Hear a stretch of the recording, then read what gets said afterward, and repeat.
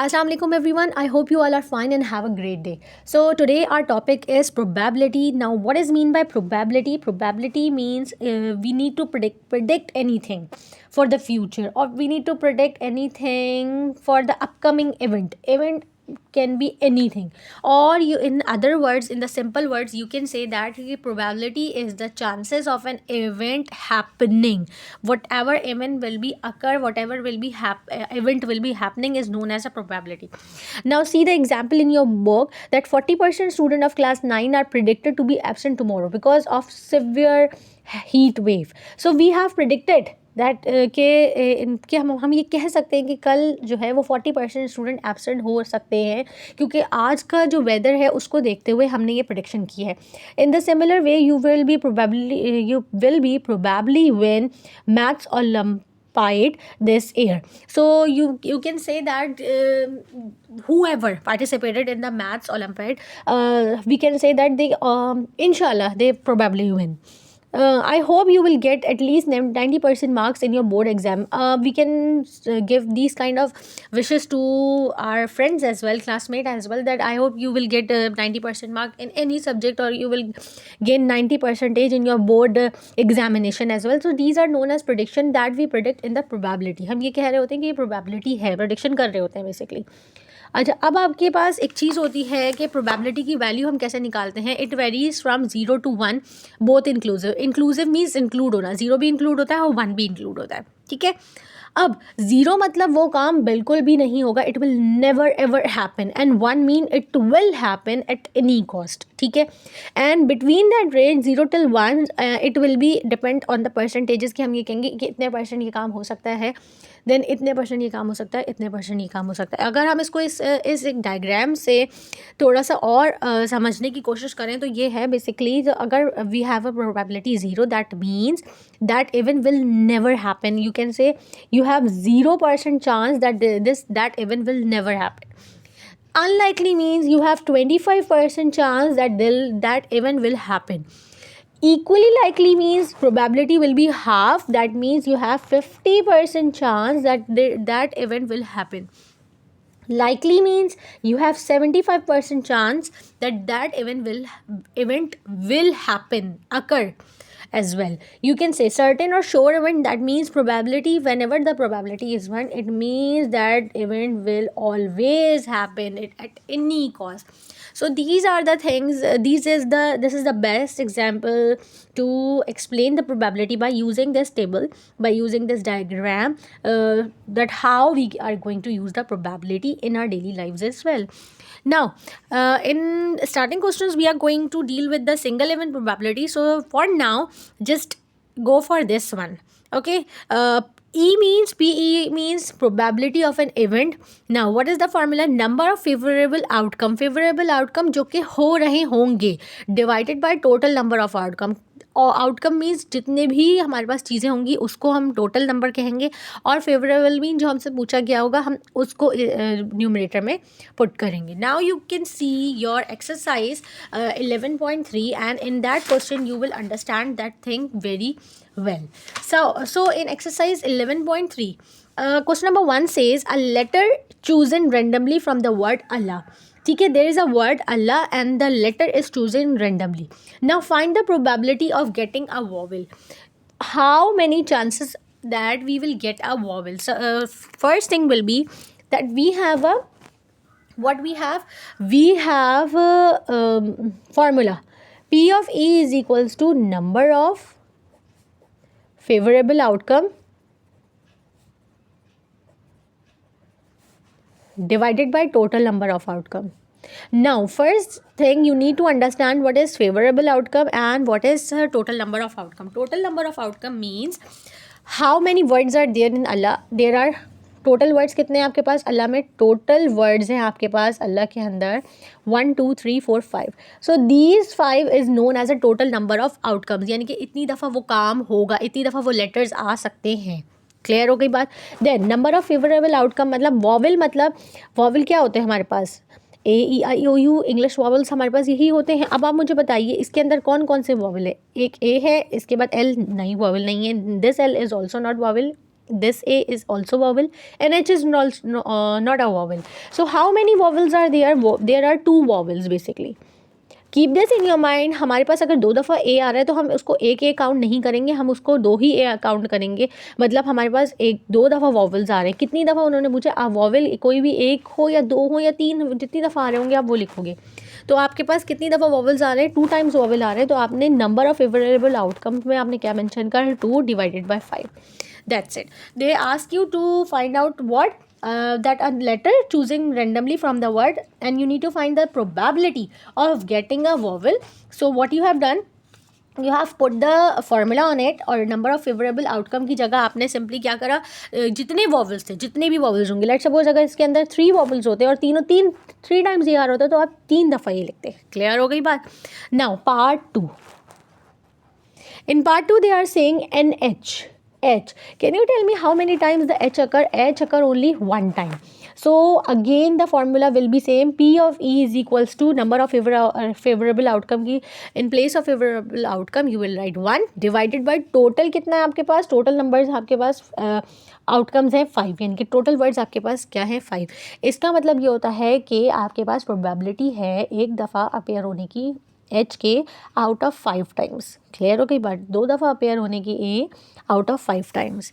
उसके बाद हम आपके पास आ जाता है पार्ट 3. पार्ट 3 में वो बोलते हैं एन एल के लिए आपके पास देखो एल कितनी दफ़ा अकरिंग हो रहा है, एल आपके पास हो रहा है 2 टाइम्स. तो P of E will be equals to 2 divided by 5. Clear हो गई बात. इसमें आपके पास क्या आ गया कि इवेंट हैपन हो रहा है कितनी दफ़ा, 2 out of 5. Now we have fourth part में आपके पास है a consonant. Yes, a consonant. Consonant कौन से वर्ड्स होते हैं? कॉन्सोनेंट्स वो वर्ड्स होते हैं जो कि वॉवल नहीं होते. तो रिमेनिंग यानी कि 2 अगर वॉवल्स हैं तो रिमेनिंग वर्ड्स कितने हो गए, 3 हो गए. तो रिमेनिंग की जगह आपने क्या लिख दिया फेवरेबल आउटकम में 3 out of 5. So I hope it is clear to each and every student कि हम ये प्रोबेबिलिटी किस तरीके से, प्रोबेबिलिटी के क्वेश्चंस किस तरीके से सॉल्व करेंगे. This is for question number 1. Now moving towards question number 2. In that question what they are saying, let's read it out. In that question they are saying garment factory shipped an order which contains jacket. How many jackets? 7,000 jackets, 2,000 sweaters and 3,000 trousers, in which 7 trousers, 5 jackets and 9 sweaters are faulty. If the quality inspector unpacked one item at random, find probability that is a trouser, not a jacket, a faulty item. Acha, keep this in your mind. You need to first write down all the things that how many jackets you have. It's question number 2. So it will be easy for us. Question number 2. We have jackets. How many jackets? 7,000. Okay. Now afterward they are saying after jackets what we have, sweaters is 2,000.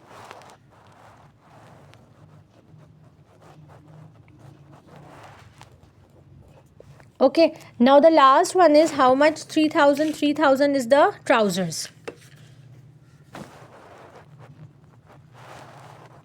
Trousers is 3,000. Okay, now ये हमारे पास क्या होगा कि total number of items हो गए, कितने jackets हैं, कितने स्वेटर्स हैं और कितने ट्राउजर्स हैं.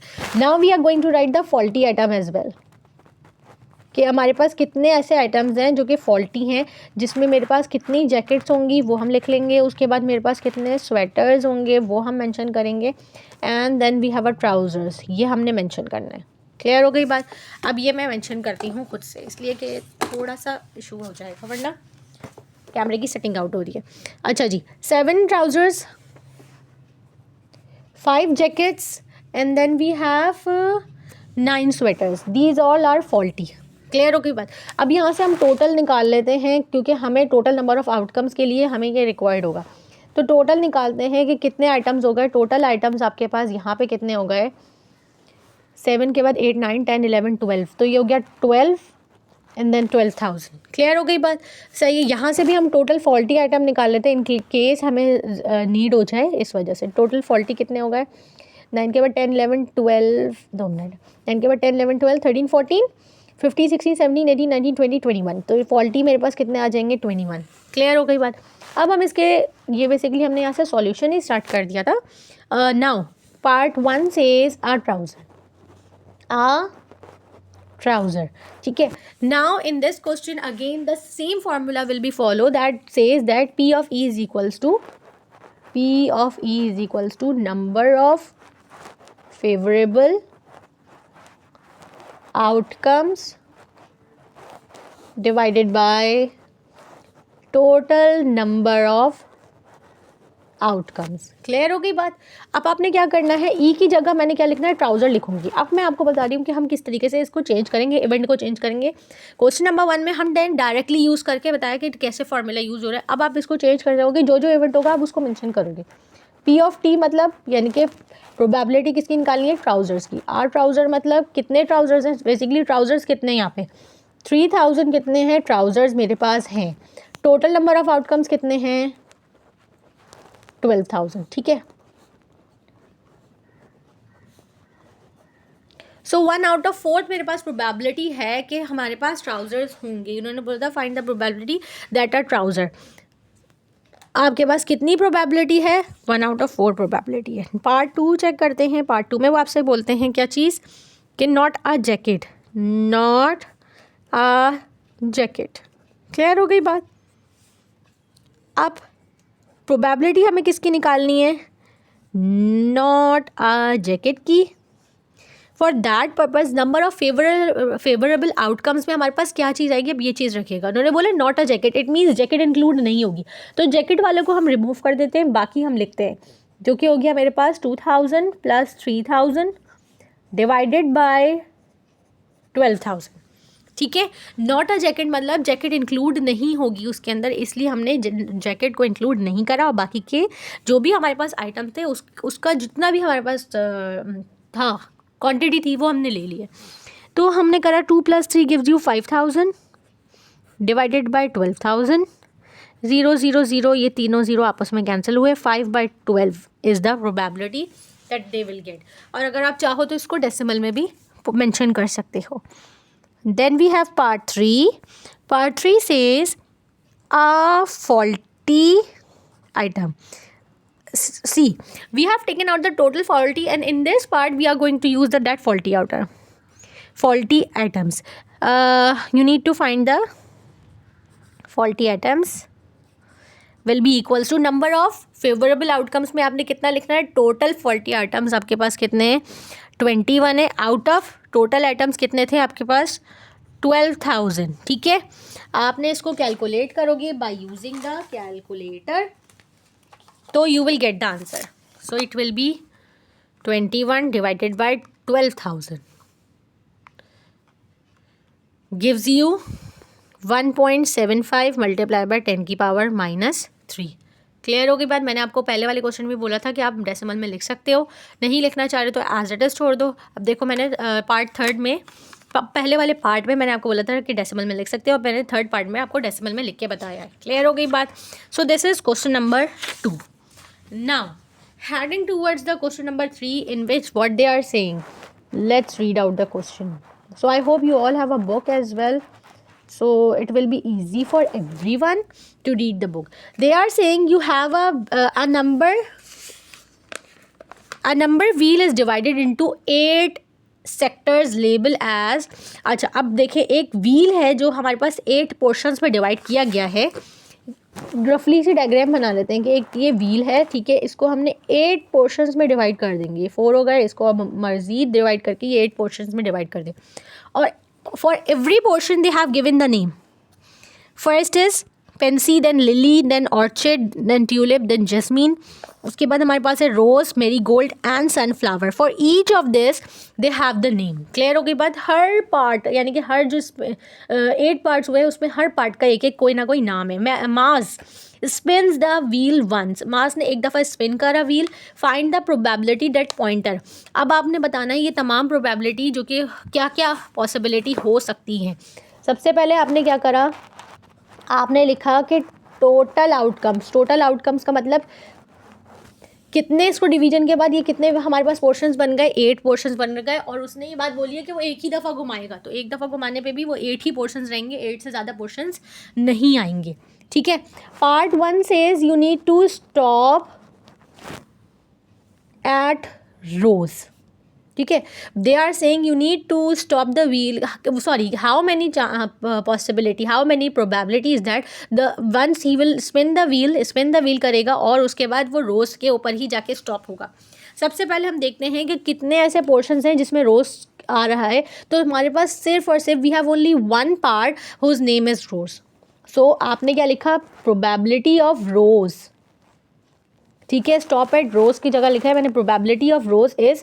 फेवरेबल आउटकम्स में क्या लिखना है, हमारे पास कितने ऐसे पोर्शंस थे, हमारे पास सिर्फ एक पोर्शन था, हमने लिखा 1 out of 8.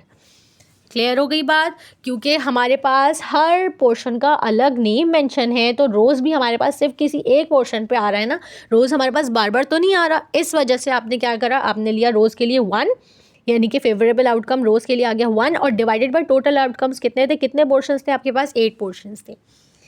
Part 2 says stop at 4 letters flowers name. Part 2 says stop at 4 letter flower name. अब आप चेक करो कि आपके पास कितने ऐसे फ्लावर हैं, नेम है, जिनके अंदर 4 लेटर आ रहा है. देखिए पहला लेटर तो आपके पास लिली आ गया. ठीक है, लिली के अंदर मेरे पास कितने लेटर्स है, 4 लेटर्स है. उसके बाद मेरे पास जो दूसरा आ रहा है वो आ रहा है रोज, ROSE. तो कितने होगा टोटल, ये मेरे पास 1 + 1, तो ये मेरे पास 2 आ गए. 2 ऐसे फ्लावर्स हैं जिसमें हमारे पास 4 लेटर्स हैं. तो प्रोबेबिलिटी क्या होगी फॉर 4 लेटर फ्लावर नेम के लिए, 2 डिवाइडेड बाय 8 आ गया, दैट इज 1/4. 2 1 = 2, 2 4 = 8. ठीक है, सो ये मेरे पास क्या आ गई, probability for getting only 4 letters flower name. Part 3. Part 3 says does not stop at marigold. Does not stop at marigold. अब कितनी आपके पास प्रोबेबिलिटी है कि वो मैरीगोल्ड पे स्टॉप नहीं होगा. मैरीगोल्ड कितनी दफ़ा अपेयर हो रहा है, एक दफ़ा अपेयर हो रहा है. क्लियर हो गई बात. ओके, आपके पास मैरीगोल्ड कितनी दफ़ा अपेयर हो रहा है, एक दफ़ा अपेयर हो रहा है. मैरीगोल्ड आपके पास अपेयर हो रहा है एक दफ़ा. ठीक है, 1 टाइम्स. और टोटल आपके पास कितने थे, फ्लावर्स नेम 8 थे. तो आप सिंपल क्या कर सकते हो, फर्स्ट मेथड आपके पास ये है कि फर्स्ट मेथड में आप करो कि जो टोटल फ्लावर्स थे ना 8, उसमें से मैरीगोल्ड आप सब्ट्रैक्ट करवा दो, तो आपके पास कितना बच गया, 7. तो बेसिकली जो फेवरेबल आउटकम आपके पास बचेगा ना, मैं आपको फर्स्ट मेथड यहाँ पे बता देती हूँ, सेकंड मेथड भी बता दूंगी कि अगर आपको ये समझ में नहीं आए तो सेकंड मेथड से भी कर सकते हो. Probability for not stop at marigold के लिए आपने क्या करा, कितने आपके पास आ गए फेवरेबल आउटकम, 7 दफ़ा, यानी कि वो 7 दफ़ा रुकेगा लेकिन 8वीं बार नहीं रुकेगा मैरीगोल्ड पे. 7/8. अच्छा जी, सेकंड मेथड देख लीजिए. सेकंड मेथड आपके पास होता है इस प्रोबेबिलिटी निकालने का कि 1 - P ऑफ गेटिंग मैरीगोल्ड. ठीक है, गेटिंग मैरीगोल्ड मतलब कि मैरीगोल्ड आ जाए, उसमें से आप इसमें यहाँ पे क्या करोगे, 1 सब्ट्रैक्ट करवा दोगे. तो ये आपके पास हो गया 1 - गेटिंग मैरीगोल्ड, यानी कि कितने चांसेस थे कि मैरीगोल्ड आ जाए, तो 1/8 चांसेस, बिकॉज एक ही दफ़ा अपेयर हो रहा है. आउट ऑफ 8 टाइम्स आपके पास एक दफ़ा अपेयर हो रहा है. तो आप इस तरीके से भी सॉल्व कर सकते हो. तो 8 - 1, इसके नीचे कुछ नहीं है, 1 है, तो 8 - 1 डिवाइडेड बाई 8, तो ये भी आपको क्या देगा, 7/8 ही देगा. और अगर किसी को एलसीएम लेना ऐसे समझ में नहीं आए तो kindly use the calculator. You will write 1 - 1/8, you will get 7/8. Clear हो गई बात. तो आपके पास दोनों मेथड हैं, जो आपको इजी लगे आप वो कर सकते हो. Then we have part 4. Part 4 में आपसे वो बोलते हैं कि stop at 3 letter flower name. Stop at 3 letter flower name.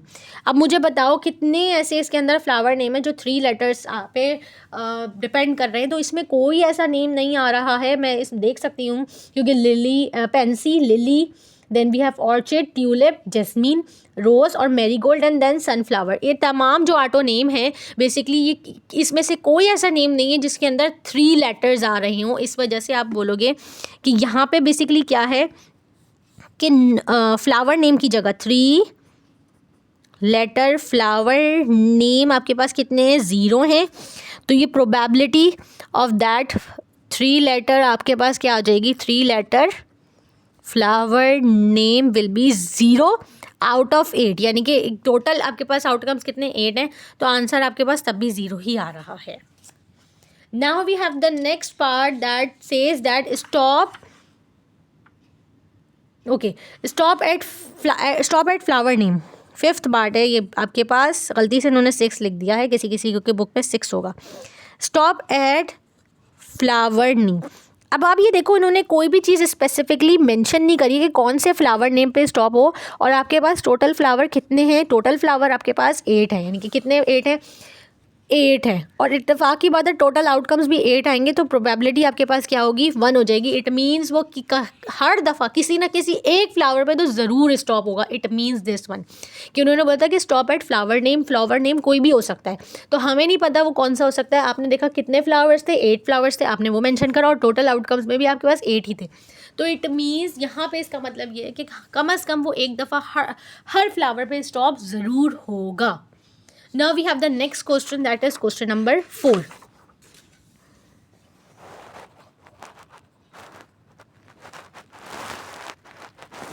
Now we have the question number 4. In question number 4 they are saying they have given you डेसोलॉजिकल dye labeled.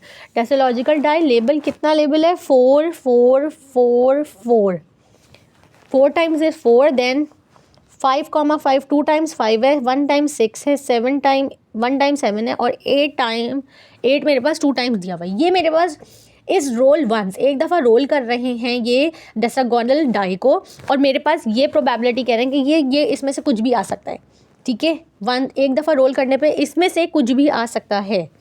Now they are saying कि label उन्होंने कर दिया कि इसमें से कुछ भी आ सकता है, कि चाहे वो 4 आए, 4 आए, 5 आए, या फिर 6 आए, 7 आए, या 8 आए।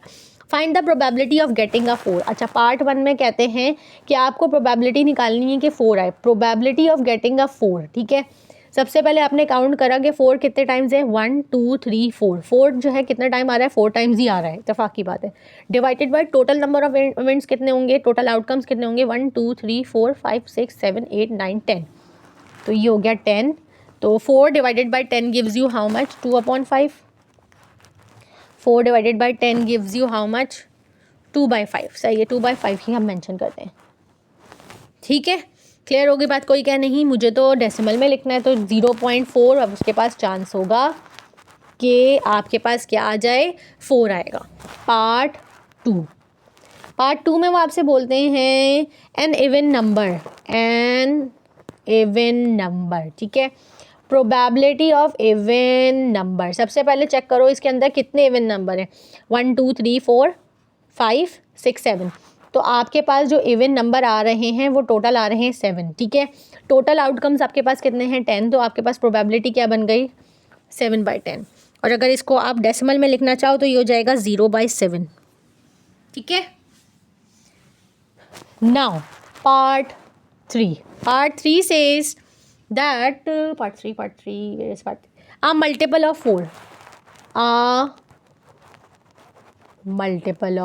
4 ठीक है, आपको ये बात पता है कि मल्टीपल 4 कौन कौन से होते हैं, 4 और 8 12। तो 12 तो इसके अंदर इंक्लूड नहीं है, 4 आ रहा है, और 4 कितने टाइम्स आ रहा है, 1 2 3 4, और 8 आ रहा है 2 टाइम्स, तो 4 + 2 गिव्स यू 6। ठीक है, प्रोबेबिलिटी ऑफ